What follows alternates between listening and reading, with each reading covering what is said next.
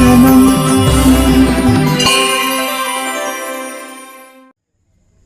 Go సంరక్షణం అనేది ఒక విజ్ఞానం, గో సంరక్షణం అనేది ఒక విశ్వాసం, గో సంరక్షణం అనేది ఒక వికాసం. ఈ మూడు దృష్టితో కూడా మనం దాన్ని చూడాలి. విజ్ఞానం ఈయన చెప్పినారు, ఇప్పుడు భద్రికా గారు చెప్పినారు. ఉదయ వేళలో 4 గంటలకి ఆ గోమూత్రం ఏదైతే ఉన్నదో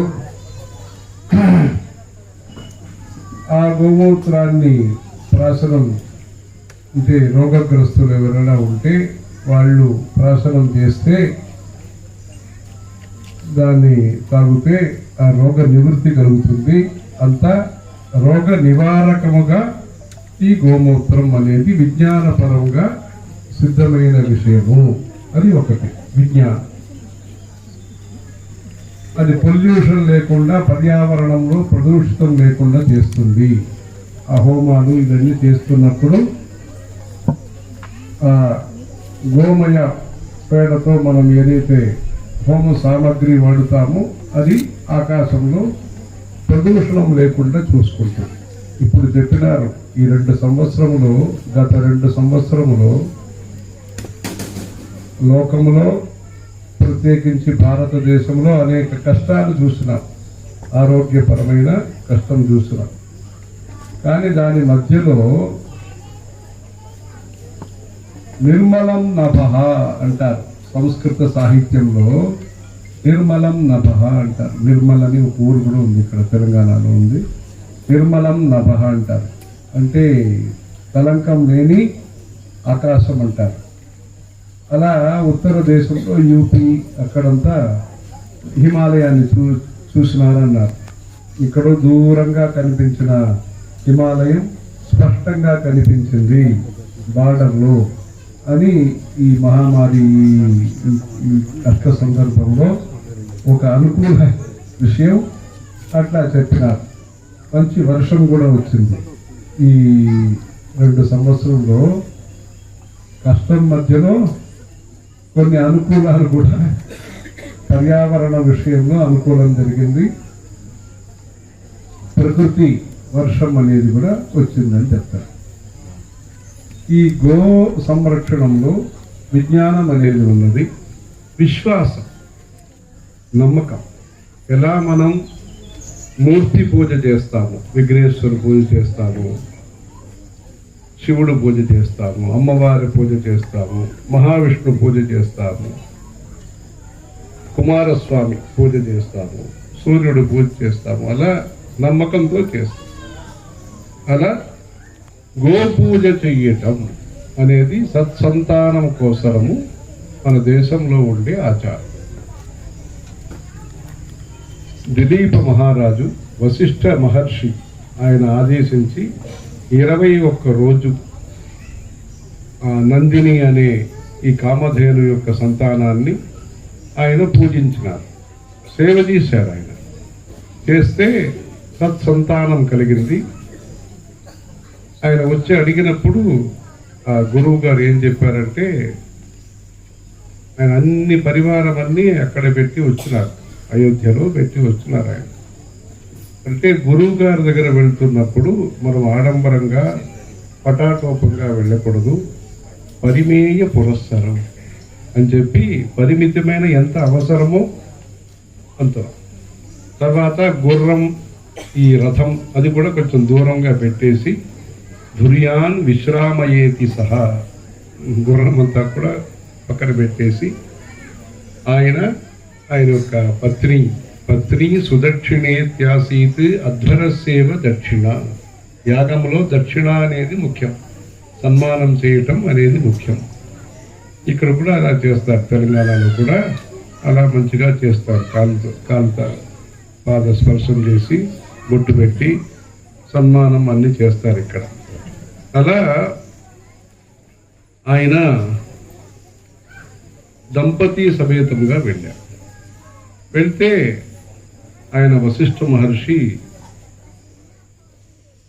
ధ్యానం చేసి చెప్పినారు, ధ్యాన స్థిమిత లోచన, ప్రతిబధ్నాతి శ్రేయ పూజ్య పూజా వ్యతిక్రమ.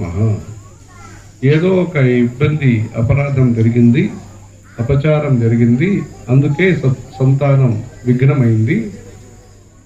ఆ అపచార నివృత్తి కోసరము, ఆ విఘ్న నివృత్తి కోసరము మీరు అథాధర్వ నిధేస్తస్య, ఆయన మంత్రశాస్త్రములో పెద్ద నిపుణుడు వశిష్ఠుడు అని ఆయన మహర్షి.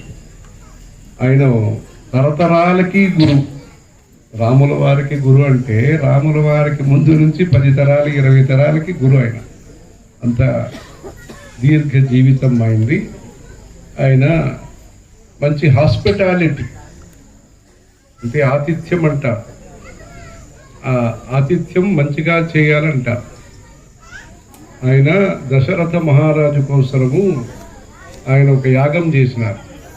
యాగం చేసినప్పుడు శిష్యులకి చెప్తారు, శిష్యులకి వచ్చిన వాళ్ళందరికీ కూడా మంచిగా భోజనం పెట్టాలి, అన్నం పెట్టాలి, అన్నదానం చేయాలి, వారికి ఏ విధంగా చేయాలో అలా చేయాలి, ఎవరిని అరవకూడదు, కోపం పెట్టుకోకూడదు, అందరికీ సంతోషంగా సౌమ్యంగా సాత్వికంగా అన్నదానం చేయాలి. అంటే ఆఖరికి ఉండకూడదని అన్నదానం చేస్తాం, కానీ మనస్సులో కూడా వాళ్ళకి దుఃఖం కలగకూడదు. కడుపు నిండాలనేది ఒకటి, మనస్సు కూడా నిండి ఉండాలి.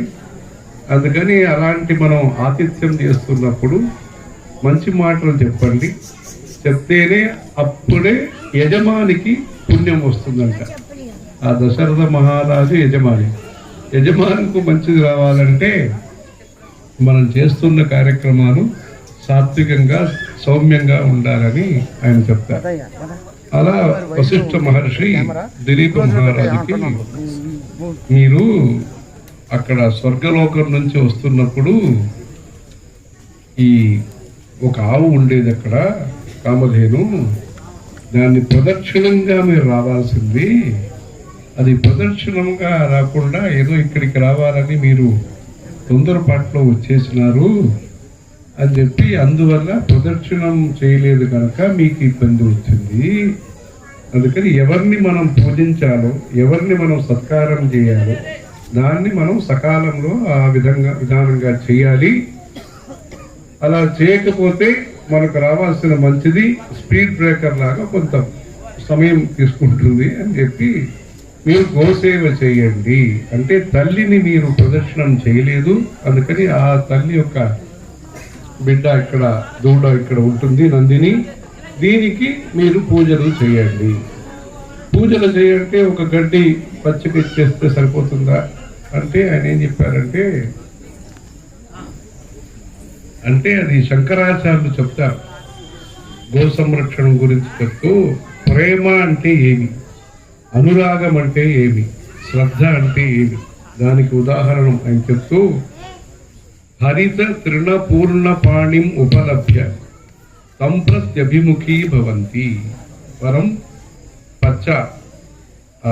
పచ్చికలు, హరిత తృణం ఘాస్ ఏదైతే ఉందో అది మనం చేతిలో పెట్టుకుంటే ఆవులు మనల్ని చూస్తాయి. సంప్రతి అభిముఖీ భవంతి, చూస్తాయి.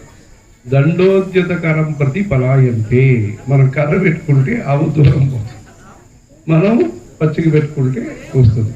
అంటే మంచి మాటలు, మంచి ప్రేమ ఉంటే సాత్వికత అనేది పెరుగుతుంది అని శంకరాచార్యులు చెప్పారు. ఈయన వశిష్ఠ మహర్షి ఈయనకు దిలీప మహారాజుకి చెప్పినారు, ప్రస్థితాయాం ప్రతిష్ఠేతాః స్థితాయాం స్థితిమాచరేః నిషణ్ణాయాం నిషీదాస్యాం పీతాంభసి పిబేరపః. ఆవు నిల్చుంటేనే మీరు నిల్చుకోండి, అది కూర్చుంటే మీరు కూర్చోండి. ప్రస్థితాయాం ప్రతిష్ఠేతాః, అది ప్రవాసం చేస్తే మీరు వెనకాల వెళ్ళండి. పీతాంభసి పిబేరపః, అది నీళ్లు తాగుతుందంటే మీరు నీళ్లు తాగుతుంది. అంటే ఛాయేవ అనుగతా సతి అంటాం. సీతాదేవి గురించి చెప్తూ జనక మహారాజు చెప్పారట, ఇయం సీత మమ సుత సహధర్మ చరీతవ ప్రతీక్షచైనాం భద్రంతే పాణిం గృహీష్వ పాణిన ఛాయేవ అనుగతా సతి.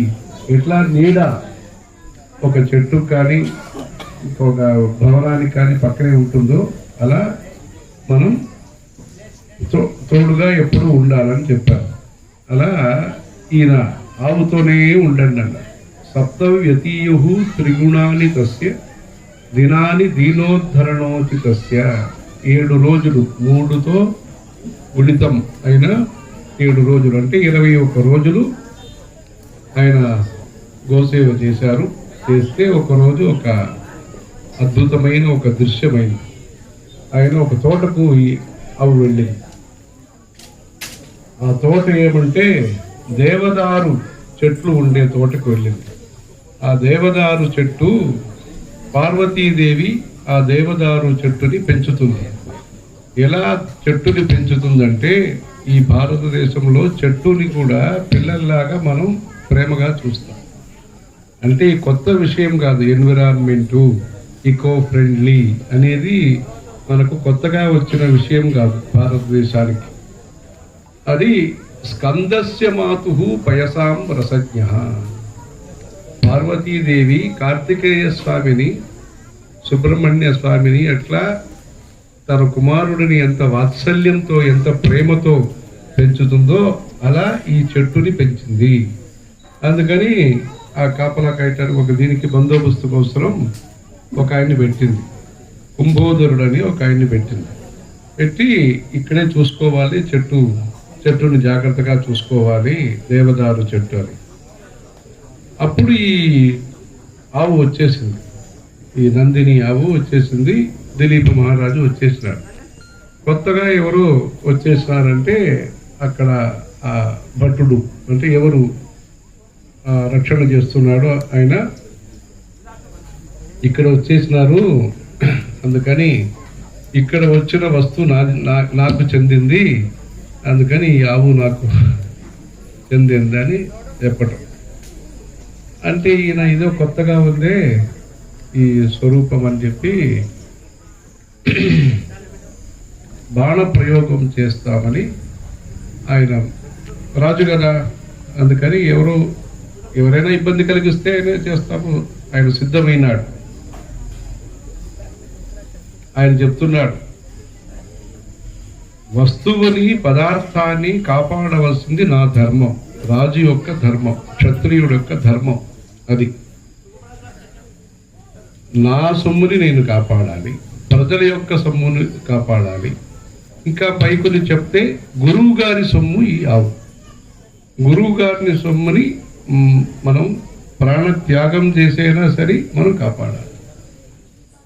క్షతాత్కిల త్రాయతైతి ఉదగ్రహ క్షత్రస్య శబ్దో భువనేషు రూఢ రాజ్యేన తత్కిం తద్విపరీత వృత్తేః ప్రాణైః ఉపక్రోశ మలీమసేర్వ. అది నేను చేయకపోతే గురోరపీదం ధరం ఆహితాగ్నేః. అగ్నిహోత్రి ఆయన నిత్యం యాగం చేస్తున్న ఆయన, పవిత్రమైన నిష్ఠ కలిగిన ఆయన యొక్క సొమ్ము ఈ ఆవు. గురోరపీదం ధనం ఆహితాగ్నే నశ్యత్ పురస్తాత్ అనుపేక్షణీయం. దానికి ఇబ్బంది కలుగుతున్నప్పుడు నేను ఉపేక్ష చేయకూడదు. నా వంతు ఏమి చేసేదానికి అవుతుందో నేను చెయ్యాలి అని చెప్పి ఆయన బాణప్రయోగం చేయాలంటే అప్పుడు ఒక ఆశ్చర్యం అంటే బాణప్రయోగం చేయటం కాలేదు ఆయనకి. అంటే ఈ దైవ సంకల్పం కదా ఈ దృశ్యం. అది అప్పుడు ఆలోచించాడు ఇదేదో ఉంది, ఏం విషయం అని. తర్వాత అది మాట్లాడింది, ఆ స్వరూపం, ఆ కుంభోదరు మాట్లాడి ఇదన్నీ నేను చూసుకుంటున్నాను, పార్వతీదేవి యొక్క చోటు ఇది, ఇక్కడ వచ్చిన వాళ్ళు ఇక్కడ ధ్వంసం చేయకూడదు ఈ తోటని ఏదో చెప్తాం.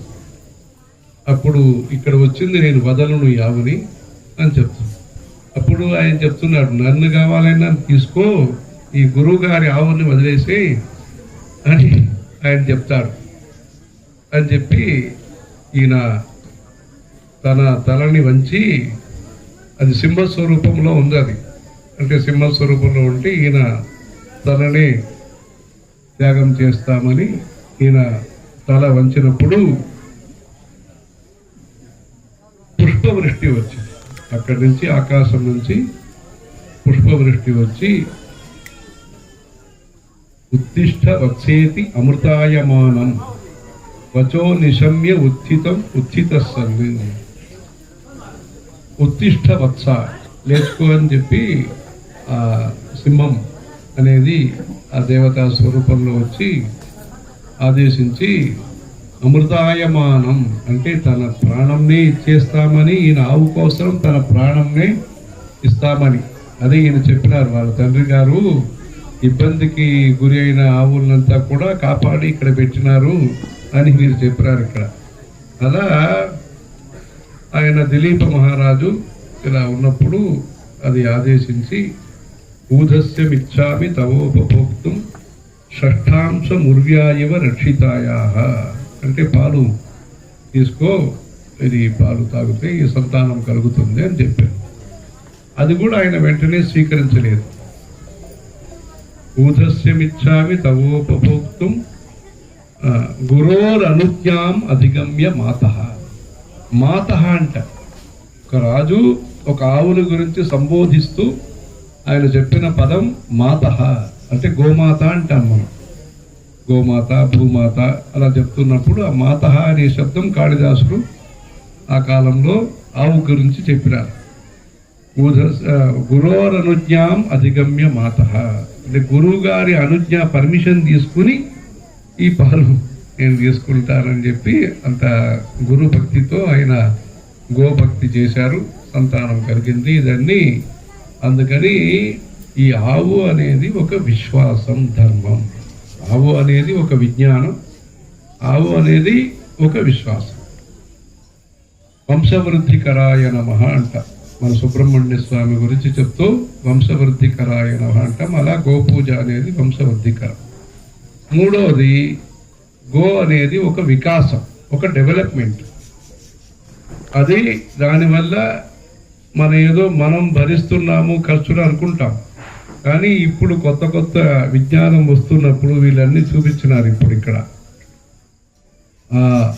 ప్రోడక్ట్స్ ఏదైతే ఉన్నాయో అది పంచగవ్యం కావచ్చు, ఇంకా అనేక విషయాలన్నీ చూస్తున్నప్పుడు ఈ కొబ్బరికాయ, అరటి ఇలాంటి కొన్ని విషయాలు మనకు పూర్ణంగా ఉపయోగమవుతాయి. అది మనకు నష్టం కాకుండా అది అంటే బెనిఫిట్ అంటారు ఈ రోజుల్లో, లాభం అనేదానికి అది ఉదాహరణంగా ఉంటుంది. అలా ఈ ఆవు యొక్క పంచగవ్యం చేత ప్రకృతి ఆధారిత వ్యవసాయం, ఈ ఫెర్టిలైజర్స్ ఇంకా కొన్ని కెమికల్స్ అలాంటి వల్ల కొన్ని మనకు లాభాలు వచ్చినా ఆ మట్టి దుర్బలం అయిపోతుందంటారు, లేదు కొన్ని కల్మషం అయిపోతుందంటారు. మొత్తానికి ఈ ఆవు యొక్క పదార్థాలు వైజ్ఞానికంగా కూడా మంచిగా ఉంటుందంటారు. అందుకని సైడ్ ఎఫెక్ట్ లేకుండా ఇది భద్రమైన జీవితానికి, దీర్ఘాయుస్సుకి, అనారోగ్యం లేకుండా ఆరోగ్యమైన జీవితానికి హేతువుగా ఈ ఆవు ఉంటుంది. అందుకని ఇది వికాసానికి, డెవలప్మెంట్కి కారణంగా ఉంటుంది. అలా ఏ దృష్టిలో చూసినా, డెవలప్మెంట్ అని దృష్టిలో చూసినా, ధర్మం అని దృష్టితో చూసినా, ఒక సైన్స్ అని దృష్టితో చూసినా, మనం ఏ విధాలు చూసినా ఈ మూడు విధంగా కూడా మనకి గౌరవమైన పూజార్హమైన విషయంగా ఈ గో సంరక్షణం ఉంటుంది. ఈ గో సంరక్షణ యొక్క తాత్పర్యాన్ని మనం ప్రచారం చేయాలి. అనేక సంత మహాత్ములు చేస్తున్నారు. గీతా ప్రెస్ గోరఖ్పూర్ వాళ్ళు కూడా చాలా ప్రకాశనం అవన్నీ పబ్లికేషన్స్ అన్నీ చేసినారు. దీనికి మనం అందరూ కూడా తోడుగా ఉండి ఈ గోపూజ అనేది కంచి కామాక్షి గుడిలో జరుగుతుంది. మన జయేంద్ర సరస్వతి స్వామివారు 1000 కార్యక్రమాలైనా కనీసం చేసి ఉంటారు. ఈ గోపూజ అండ్ గజపూజ దీనికి అక్కడక్కడ గుజరాత్లో, రాజస్థాన్లో వారు ఎక్కడ సంచారం చేసినారో అన్ని చోట్ల కూడా కంచి పీఠం వెళ్తున్నప్పుడు ముందంతా లారీలో ఆవులు వస్తాయి. అలా ఏనుగు కూడా వస్తుంది. గోపూజ, గజపూజ రెండూ చేస్తారు. చంద్రమౌళీశ్వర స్వామి పూజ చేసే ముందు గోపూజ చేసే, ఇప్పుడు అక్కడక్కడ ఆవులు తెప్పించుకుంటాం, చేస్తున్నాము. కానీ యాత్రలో కూడా ఇది వచ్చేది. 1930 ప్రాంతంలో మన పెద్ద స్వామివారు ఇక్కడికి హైదరాబాద్ వచ్చినప్పుడు కూడా అప్పుడు కూడా ఈ గోపూజ అని ఉండేది. అందుకని కంచిమఠంలో ఒక అనుస్యూతమైన ఈ గో సంరక్షణ విషయంలో ఒక పరిపాటి ఉంటుంది. అదే కాకుండా ఈ ఆవు దూడ కనేటప్పుడు ప్రసూతి సమయంలో మన కంచి పెద్ద స్వామివారు అక్కడే పక్కన కూర్చుంటారు. 5 నిమిషం 10 నిమిషాల ముందు శిష్యులు చెప్తారు ఇప్పుడు ఇదని వచ్చి కూర్చుని అది ఎప్పుడైతే దూడ కనే సందర్భంలో 2 ముఖము ఉన్నప్పుడు తల్లి బిడ్డ ఆ ముఖం ఉన్నప్పుడు ప్రదక్షిణం చేస్తారు, పరిక్రమ చేస్తారు. చేస్తే అది భూ ప్రదక్షిణం చేసినట్టు ఫలితం అని చెప్పి అప్పుడు హారతి అదని ఇస్తారు. అదే మనం ఈ చాగండి కోటేశ్వరరావు గారు చెప్పినాం. చెప్తే ఆ గోశాలలో పెద్ద స్వామి వారి ఒక విగ్రహం కూడా ఆయన పెట్టించి కాకినాడలో అదన్నీ చేస్తున్నారు. ఈ ఆవు సంరక్షణ కోసం వారు విదేశీయ భక్తుల దగ్గర కూడా చెప్పి చాలా పనులు మన స్వామివారు చేయించినారు. విదేశం నుంచి కూడా ఆవుల్ని తెప్పించి ఇక్కడ అస్సాంలో ఇక్కడ ఊటీ అక్కడంతా కూడా ఇప్పించినారు. ఈ గో సంరక్షణం అనేది మనం భక్తి శ్రద్ధగా చేయాలి. ఎలా మనకు గుడి ముఖ్యమో, ఎలా మనకి గురువు గారు ముఖ్యమో, అలా ఆవు అనేది మనకి చాలా ముఖ్యమైన విషయము. అందుకే వీళ్ళు ఇంకా 70-80 సంవత్సరంగా ఇక్కడ ఇది చేస్తున్నారని విని సంతోషించి, అంటే వీళ్ళ కాలేజీ అది వెళ్ళాము, కానీ ఇది పురాతనమైన ఈ ధార్మిక సామాజిక సేవా కార్యక్రమం మంచి క్రమశిక్షణతో దీనికని బాగా చూసుకునే దానికే కొన్ని కుటుంబాలను ఇక్కడ పెట్టి బాగా చేస్తున్నారు. ఇలాంటి సేవా కార్యక్రమంలో ఇంకా మనం జాన్కారీ అంటే ప్రచారం బాగా చేయాలి. దీనికి మనం ప్రచారం చేస్తూ అందరికీ కూడా ఈ సేవా కార్యక్రమంలో అవకాశము, అభిమానము, ఆదరణ కలిగేటట్టు మనం అంటే వాళ్ళకి వచ్చి ఏదో ఒక సేవ చేస్తున్నట్టు అవకాశం, అభిమానం, మనకి స్వాభిమానం మనకి ముఖ్యమంటాం. స్వాభిమానంతో పాటు మనకు ధర్మంలో అభిమానం కూడా మనకి ముఖ్యము. ఆ అభిమానం మనం అనురాగం ఉండాలి దీంట్లో. అలా ఆదరణ ఉండాలి. ఎవరో చేస్తున్నారు రైట్, వాళ్ళు చేస్తున్నారు, దానికి తోడుగా మనం ఏం చేసేదానికి అవుతుందో దానికి ప్రజల తరఫు నుంచి కూడా సహానుభూతి ఉండి ఇక్కడ ఈరోజు సరస్వతి ప్రసాదం అంటే చిన్న పసిపిల్ల వాళ్ళకి ఇక్కడ చదువుతున్న వాళ్ళకి గ్రామస్తులకి ఈ కొన్ని చదువు పుస్తకాలన్నీ కూడా నోట్బుక్, కలం ఇవన్నీ కూడా ఇస్తున్నారు. ఇది కూడా జ్ఞానం అంటే జ్ఞానం అనేది అన్ని రంగంలో మనకు అవసరం. ఆధ్యాత్మిక జ్ఞానము కావాలి, మనకు వృత్తి కోసరం జ్ఞానము కావాలి, మనమన్ని మనం పరిరక్షణ చేసుకునే దానికి ఆత్మ సంరక్షణ కోసం కూడా జ్ఞానం కావాలి. ఇలాంటి జ్ఞాన వృత్తి కోసరము ఇక్కడ ఈ గ్రామ వికాసానికి ఈ ఇప్పుడు సరస్వతి ప్రసాదాలన్నీ కూడా ఇప్పుడు ఇచ్చినారు.